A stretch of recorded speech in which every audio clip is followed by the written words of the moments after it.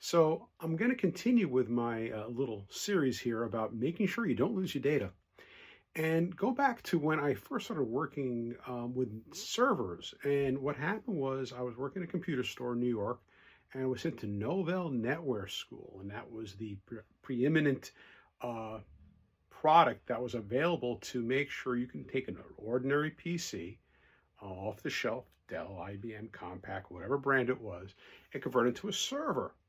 Now, instead of me worrying about just my data on my computer, I was building computers that many people, dozens, if not 100 people or more, could be using.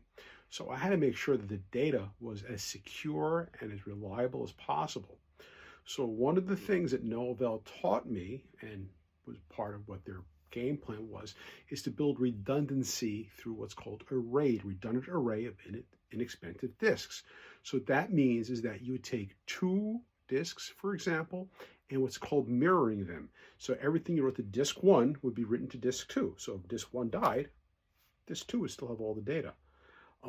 Then you could also do things what's called duplexing, which meant you would have multiple disk controllers. So if your entire disk drive controller died, the other disk drive controller would still work.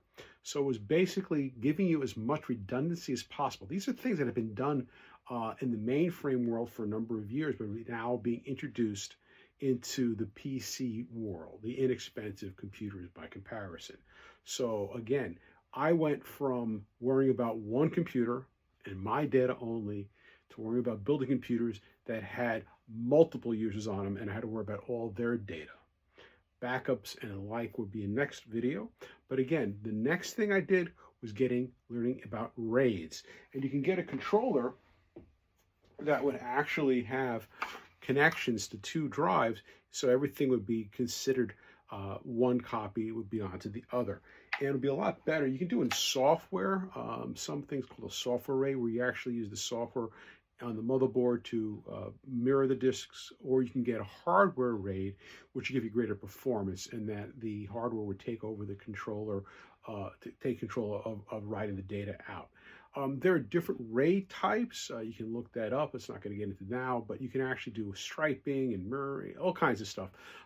My last server that I built had a RAID 10 in it. I've done RAID 5, I've done RAID 0, RAID 1, all for different purposes. But for data backups, mirroring and duplexing, that was what Novell taught me.